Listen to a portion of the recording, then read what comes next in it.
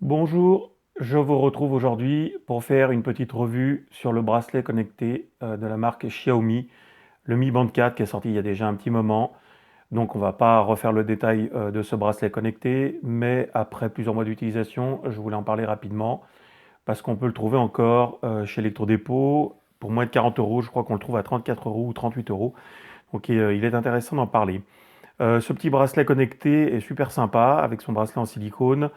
Il est assez efficace. On est loin d'être sur une montre connectée à 300 ou 400 euros comme les montres ou les bracelets de chez Samsung.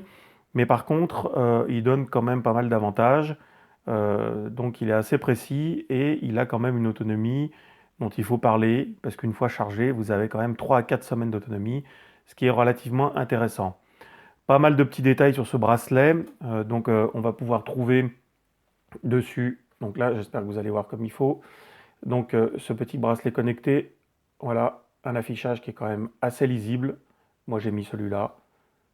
Après vous avez la possibilité de changer. Vous allez le voir sur la petite vidéo que je vais incruster qui montre l'utilisation de Mi Fit, qui est l'application qui me sert aussi pour la balance connectée. Hein, j'ai fait une petite vidéo déjà sur cette balance connectée il y a quelques temps. Donc c'est la même application qui va fonctionner pour la balance et pour aussi les caméras IP ou autres. Donc voilà. Et donc ce bracelet.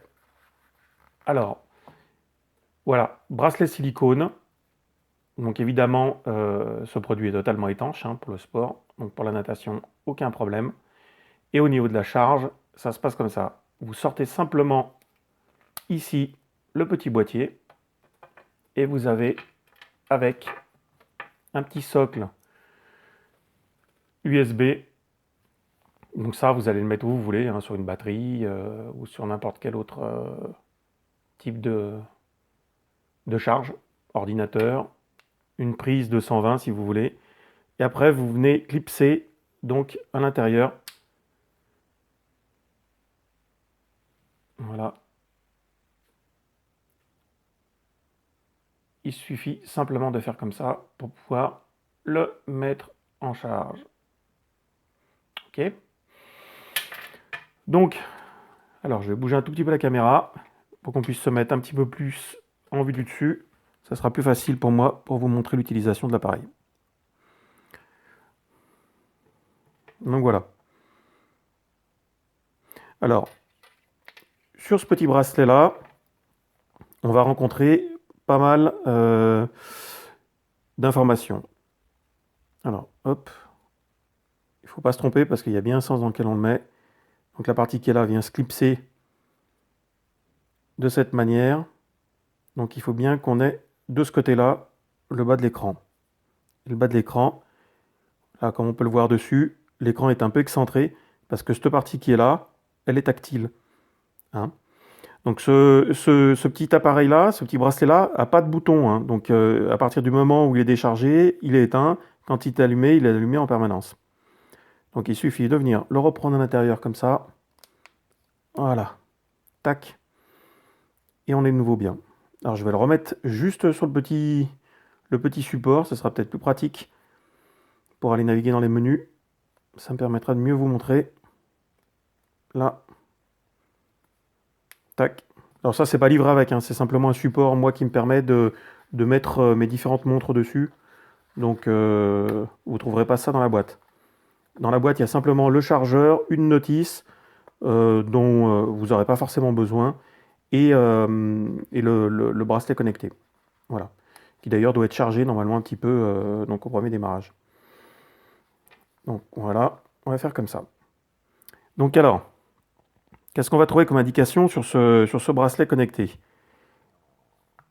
Alors je l'allume. Tac.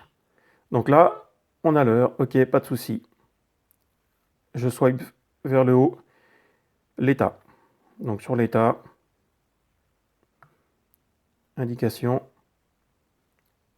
Donc le nombre de pas, Ok.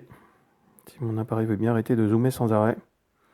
Donc, on va trouver, comme je le disais, donc, ici, le nombre de pas, la distance, les calories, enfin, ce qui a été dépensé dans la journée, et l'alerte d'inactivité. Ensuite, nous allons trouver la fréquence cardiaque, qui est relativement précise. Alors, j'ai pu tester ça avec un autre appareil qui prend les pulsations cardiaques sur l'extrémité du doigt. Et en fait, la différence entre les deux mains, elle est quasiment à un battement près identique. Donc, de ce côté-là, on peut dire qu'on est pas mal placé. Ici, donc, on va être dans la partie entraînement. Donc, dans la partie entraînement, on va retrouver...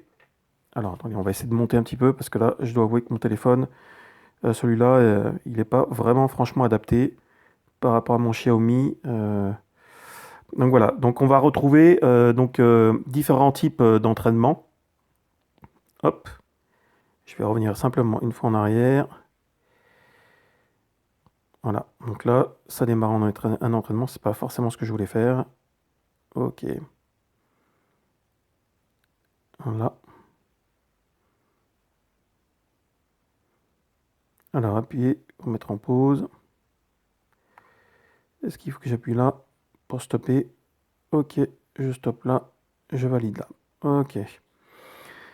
Et donc, alors, au niveau des différents entraînements qu'on va pouvoir trouver dessus, bon, le bracelet de Xiaomi, Xiaomi, c'est quand même une marque qui met relativement régulièrement à jour ses produits, hein. Donc dès qu'il y aura une mise à jour du firmware, vous serez au courant, parce que de toute façon, elle se fait quasiment automatiquement à partir du moment où vous êtes connecté, le bracelet va se mettre à jour. C'est souvent des correctifs qui sont quasiment invisibles, puisque c'est souvent dû à des problèmes entre le lien entre certaines marques de smartphone et le bracelet, donc c'est pas forcément visible à l'œil. Après, ça peut être des correctifs plus importants. Donc là, vous êtes prévenu par Xiaomi à quoi correspond exactement la mise à jour. Donc je vais retourner sur entraînement pour vous remontrer où on en était. Donc là, on peut donc trouver les différents types de courses. On va trouver cyclisme, marche, piscine, freestyle. Oui, il y a encore le choix. Ensuite, vous avez la météo. Donc voilà, donc assez intéressant parce que sur certains bracelets connectés, la météo, vous allez avoir la météo simplement sur une seule journée. Du coup, c'est pas forcément génial. Là, ça reste précis parce qu'on a la météo sur 3 jours, qui correspond bien en fait, hein. De toute façon, les sites sur lesquels ces bracelets se connectent en général sont les mêmes. C'est souvent AccuWeather. Donc voilà. Vous voyez, on a la météo sur les 2 jours suivants. Ça m'embête cette caméra, ce téléphone qui fait des zooms sans arrêt et qui a du mal à faire la netteté. Voilà, on va essayer quand même de se poser comme il faut. C'est vrai que je préfère faire ça avec le Xiaomi, mais là, malheureusement, j'ai pas eu le choix. Il est tombé en panne. Donc voilà, donc on revient sur météo. Ensuite, on a les notifications. Donc là, vous allez recevoir, ça peut être les différentes notifications. Là, en l'occurrence, c'est une notification qui indique le niveau faible de la batterie. Donc voilà. Vous allez recevoir les SMS. Donc voilà, en fait, toutes les informations qui vont arriver vont basculer sur les notifications sous forme d'affichage et de vibration. Donc je reprécise, hein, il n'y a pas de sonnerie sur ce type de bracelet. On est uniquement sur des vibrations, autant au niveau réveil que information. Donc ça suffit largement, ça évite justement qu'il y ait des prises pour que l'eau rentre quand on est par exemple en piscine, hein, puisque là c'est tout bien soudé, il n'y a pas d'ouverture comme on peut trouver sur certaines montres. Par exemple, vous prenez une montre comme celle-ci, en montre connectée, qui est un peu poussiéreuse d'ailleurs, de chez Micronos. Vous voyez, donc on a l'ouverture du haut-parleur qui est là. Hein, je ne sais pas si on la voit bien. Donc du coup, ici, ça veut dire quoi? Bah, ça veut dire qu'il y a une entrée d'eau qui va se faire. Donc là, ici, il n'y a aucun risque. Donc voilà. Comme vous pouvez le voir aussi, sans doute, sur l'application, je vais essayer de vous montrer en même temps comment on fait pour changer d'écran. Je pense que vous pouvez peut-être le voir en parallèle, ou je vais le mettre en vidéo incrustée. Donc on revient, donc on a la météo, donc je disais les différentes notifications. Ici, on a donc les réglages. Alors, on a donc le fameux réglage ne pas déranger qu'on trouve de partout, qui permet de couper en totalité donc l'utilisation du bracelet. Alors ça c'était à chaque fois, mais j'ai pas le choix. Et en plus c'est super flou. Vous voyez là par exemple ça m'indiquait que c'était inférieur à 15%.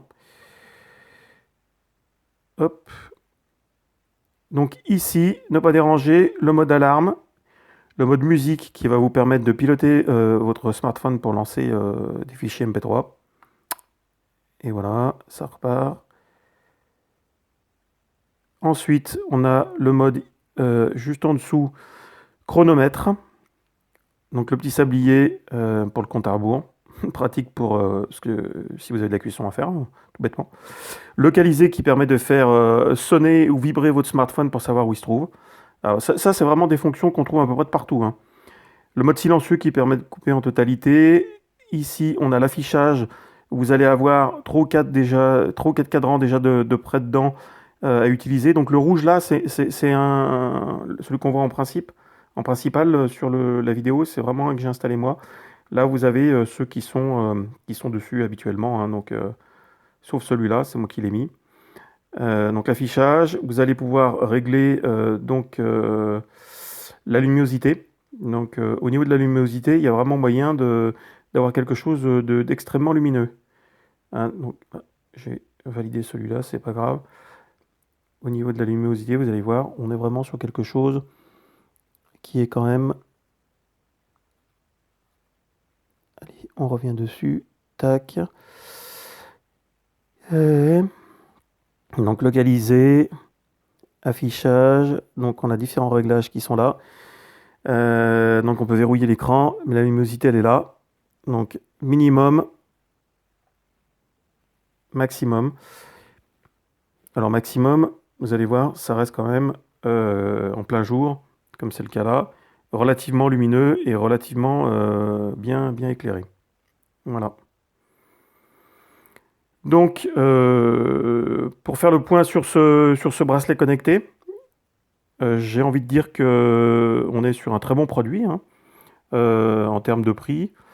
Moi, je l'utilise quand même assez régulièrement. C'est peut-être pas le truc que je porte forcément tous les jours. Mais en tout cas, ça reste quand même quelque chose de très précis et de relativement sympathique. C'est léger, ça se porte bien, c'est pas gênant. Esthétiquement, ça passe à peu près avec tout ce qu'on peut porter sur soi. Au niveau des différentes indications, on peut avoir effectivement, comme vous avez pu le voir, leur affiche en gros, donc c'est pas gênant. C'est un écran couleur, je crois que c'est un écran AMOLED, donc par rapport aux anciennes versions qu'on pouvait trouver de chez Xiaomi sur le Mi Band 4, ça n'a plus rien à voir. Et ce qu'on va trouver en parallèle, en termes de qualité de bracelet, ça va être Honor, qui est aussi pas mal, que j'ai pas pu tester, mais qui est aussi pas mal. Je crois que l'écran est un petit peu plus grand. Voilà. Après, il y a peut-être d'autres fonctions qui sont différentes d'un bracelet à l'autre. Mais dans tous les cas, celui-là m'a paru très intéressant et surtout d'en parler, je trouvais que c'était vraiment bien de s'orienter là-dessus pour ceux qui veulent avoir quelque chose qui ne coûte pas une fortune. Ce bracelet, en termes de sport, il n'y a pas effectivement tous les sports qui sont indiqués dessus, hein. On peut voir qu'il n'y a pas le vélo elliptique, par exemple, pour ceux qui en font régulièrement. Et c'est vrai que pour la marche, etc., c'est pas mal. Une petite précision à rajouter, en termes de déplacement, on peut rencontrer une petite différence de l'équivalent de 200 ou 300 mètres sur les déplacements à pied par rapport à des bracelets qui sont connectés GPS. Voilà, c'est pas extrêmement gênant, c'est un peu comme la balance qui a une variation de 200 ou 300 grammes. Franchement, c'est pas d'une importance vitale.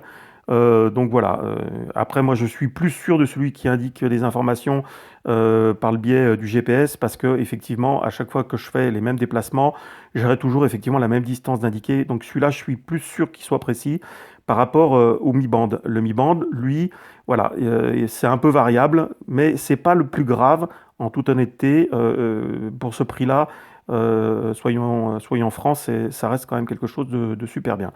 Donc voilà, donc je vous le conseille fortement. À vous de voir après sur cette marque ou une autre marque. J'espère que cette vidéo vous aura appris quelque chose et qu'elle vous aura servi. N'hésitez pas à liker si jamais vous avez aimé et donc à rajouter un petit pouce, à vous abonner si cela vous intéresse. Je continuerai effectivement à faire des vidéos sur les produits au fur et à mesure et je pense que c'est intéressant de pouvoir avoir des avis extérieurs quand on veut acheter quelque chose et qu'on ne sait pas forcément sur quoi s'orienter. Merci à vous et je vous dis à très bientôt.